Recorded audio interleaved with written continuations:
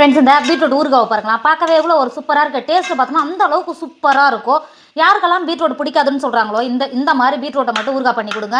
அவங்க விரும்பி சாப்பிடுவாங்க. டேஸ்ட் அந்தளவுக்கு நல்லா சூப்பராக இருக்கும். இதே நீங்கள் இந்த கன்சீவாக இருந்து குழந்தை பிறந்தவங்களா இருந்தால் 2 முட்டையை மட்டும் சேர்த்துட்டு வினிகர் சேர்க்காம 2 முட்டையை மட்டும் உடச்சி சேர்த்துட்டு இது கூட சாதம் போட்டு சாப்பிட்டிங்கன்னா அந்த அளவுக்கு டேஸ்ட்டு கொடுக்கும். நம்ம பூண்டு இஞ்சி எல்லாம் சேர்த்துக்கிறதுனால உடம்புக்கு ரொம்ப ரொம்ப நல்லது. கன்சீவாக இருக்கிறவங்களும் அந்த அளவுக்கு விரும்பி சாப்பிடலாம். குழந்தைங்களுக்கெல்லாம் செஞ்சு கொடுத்தா அவங்க விரும்பி சாப்பிடுவாங்க. பீட்ரூட்டை எனக்கு சுத்தமாக பிடிக்காது அப்படின்னு சொல்கிறவங்களுக்கெல்லாம் மறக்காமல் இந்த மாதிரி ஒரு தடவை செஞ்சு கொடுத்து பாருங்கள். அவங்க எந்த அளவுக்கு கேட்டு வாங்கி சாப்பிட்றாங்கன்னு மட்டும் உங்களுக்கு தெரியும். இன்றைக்கி நம்ம பீட்ரூட்டை வச்சு சூப்பரான ஒரு டேஸ்டியான ஊறுகாய் தான் செய்ய போகிறோம். எப்படி செய்யலான்னு பார்க்கலாமா?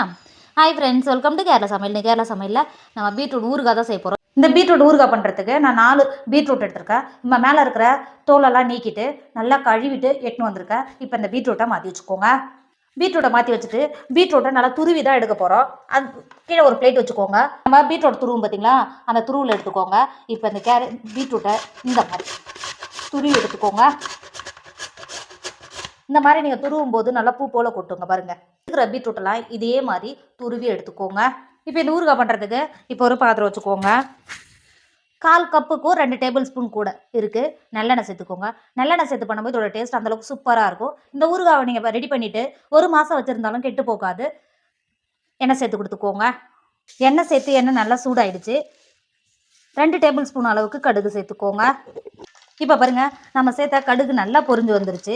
இந்த ஸ்டேஜில் ஒரு கைப்பிடி அளவுக்கு கருவேப்பிலை சேர்த்துக்கோங்க. கருவேப்பிலை சேர்த்து கருவேப்பிலை நல்லா பொரிஞ்சு வந்துருச்சு. 1/4 கப் இஞ்சியை பொடியாக கட் பண்ணி வச்சுருக்கேன். இப்போ இந்த இஞ்சியை உள்ளே சேர்த்துக்கோங்க. இஞ்சியை சேர்த்து கொடுத்துட்டு அது கூடவே 1/4 கப்பு பூண்டை தோல் நீக்கிட்டு எடுத்து வச்சுருக்கேன். இப்போ இந்த பூண்டையும் உள்ளே சேர்த்து கொடுத்துக்கோங்க. பூண்டு இஞ்சியும் சேர்த்து கொடுத்துட்டு அது கூடவே 4 பச்சை மிளகாவை நடுவில் திருப்பி எடுத்து வச்சுருக்கேன். இப்போ உள்ளே சேர்த்து கொடுத்துக்கோங்க. சேர்த்து கொடுத்துட்டு நல்லா கிண்டி கொடுத்துக்கோங்க. இந்த அளவுக்கு நல்லா கிண்டி கொடுத்து நம்ம சேர்த்த இஞ்சி பூண்டெல்லாம் நல்லா இந்த நல்லெண்ணெயிலே நல்லா வருந்து வரும். வருந்து நல்லா வதங்கி வரணும். அது வரையிலும் வதக்கிக்கோங்க. பாருங்கள், நம்ம சேர்த்த இஞ்சி பூண்டு இதெல்லாம் சேர்ந்து எந்த அளவுக்கு நல்லா கலர் மாதிரி நல்லா வருந்து வந்திருக்கு பார்த்தீங்களா. இப்போ டைம் நல்லா கிண்டி கொடுத்துக்கோங்க. இந்த அளவுக்கு நல்லா கிண்டி கொடுத்துட்டு நம்ம ஏற்கனவே பீட்ரூட்டை நல்லா துருவி வச்சுருக்கோம்ல, இப்போ இந்த பீட்ரூட்டை உள்ளே சேர்த்து கொடுத்துக்கோங்க. பீட்ரூட்டை சேர்த்து கொடுத்துட்டு இப்போ நம்ம சேர்த்த பூண்டு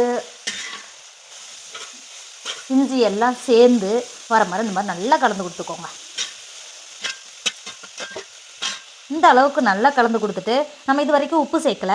2 டேபிள் ஸ்பூன் அளவுக்கு உப்பு சேர்த்துக்கோங்க. உப்பு சேர்த்துட்டு திரும்பவும் நல்லா கிண்டி கொடுத்துக்கோங்க. இந்த அளவுக்கு நல்லா கிண்டி கொடுத்துட்டு மூடி போட்டு மூடி ஒரு 10 நிமிஷத்துக்கு மட்டும் வேக விடுங்க. இப்போ பாருங்கள், ஒரு 10 நிமிஷம் ஆயிடுச்சு. இங்கே பாருங்கள், நம்ம சேர்த்த பீட்ரூட்டு ஓரளவுக்கு வெந்து வந்திருக்கு பார்த்தீங்களா. இப்போ இந்த ஸ்டேஜில் 2 டேபிள் ஸ்பூன் அளவுக்கு காஷ்மீர் மிளகாத்தூள் சேர்த்துக்கோங்க. சேர்த்துட்டு ஒரு டைம் நல்லா கிண்டி கொடுத்துக்கோங்க. இந்த அளவுக்கு நல்லா கிண்டி கொடுத்துட்டு இதுக்கப்புறம் நீங்கள் மூடி வேக வச்சிங்கன்னா பீட்ரூட் நல்லா வெந்துடும். அந்த அளவுக்கு நல்லா வெந்துட்டா இந்த ஊறுகாய்க்கு அந்தளவுக்கு டேஸ்ட் இருக்காது. அதனால் இந்த மாதிரி நல்லா கிண்டி கொடுத்து ஒரு 10 நிமிஷத்துக்கு மட்டும் நம்ம சேர்த்தா மிளகா பொடியோட பச்சை வடை மட்டும் போய் வதங்கி வந்தால் மட்டும் போதும். வதக்கிக்கோங்க. இப்போ பாருங்கள், ஒரு 10 நிமிஷம் ஆகிடுச்சு. நம்ம சேர்த்த மிளகா பொடியோட பச்சை வடையெல்லாம் போயிடுச்சு. இப்போ ஒரு டைம் நல்லா கிண்டி கொடுத்துக்கோங்க. இந்த அளவுக்கு கிண்டி கொடுத்துட்டு லாஸ்ட்டாக 1/4 கப்பு அளவுக்கு வினிகர் சேர்த்துக்கோங்க. சேர்த்துட்டு இப்போ ஒரு டைம் நல்லா கிண்டி கொடுத்துக்கோங்க. நல்லா கிண்டி கொடுத்துட்டு ஒரு 5 நிமிஷம் மட்டும் நம்ம சேர்த்த வினிகரு லைட்டாக சூடாகனா மட்டும் போதும். கொதிக்கணும்னு அவசியம் கிடையாது. ஒரு 5 நிமிஷம் மட்டும் அடுப்பு லோப்பில் வச்சுக்கோங்க. பாருங்கள், நம்ம வினிகர் சேர்த்த உடனே இந்த அளவுக்கு நல்லா ஆவி வருதுங்களா. இந்த அளவுக்கு வந்தாவே போதும். இப்போ ஒரு டைம் நல்லா கிண்டி கொடுத்துக்கோங்க. இந்த அளவுக்கு நல்லா கிண்டி கொடுத்துட்டு இப்போ பாருங்கள், நமக்கு பீட்ரூட் ஊறுகாய் சூப்பராக ரெடி ஆகிடுச்சு. இதோட டேஸ்ட் அந்த அளவுக்கு சூப்பராக இருக்கும். இந்த ஊறுகாயை ரெடி பண்ணி ஸ்டோர் பண்ணிக்கிட்டே போதும். 1 மாதம் ஆனாலும் கெட்டு போகாது. உடம்புக்கும் ரொம்ப ரொம்ப நல்லது. அதுவே நீங்கள் கன்சீவாக இருக்கிறவங்களா இருந்தால் வினிகர் சேர்க்காம 2 முட்டையை உடச்சி சேர்த்துட்டு சாதத்தை போட்டு கலந்து அப்படியே சாப்பிட்லாம். அந்த அளவுக்கு டேஸ்ட்டை கொடுக்கும். கண்டிப்பாக பீட்ரூட் யாருக்கெல்லாம் பிடிக்காதுன்னு சொல்கிறாங்களோ இந்த மாதிரி மட்டும் அவங்களுக்கு செஞ்சு கொடுங்க. அவங்க விரும்பி சாப்பிடுவாங்க. டேஸ்ட்டும் அந்தளவுக்கு நல்லா சூப்பராக இருக்கும். கண்டிப்பாக நீங்களும் ட்ரை பண்ணுங்கள். என்னோடய வீடியோ உங்களுக்கு பிடிச்சிருந்தா உங்கள் ஃப்ரெண்டு உங்கள் ஃபேமிலிக்கு ஷேர் பண்ணுங்கள். மறக்காமல் கேரளா சமையல் சப்ஸ்கிரைப் பண்ணிக்கோங்க. தேங்க்யூ.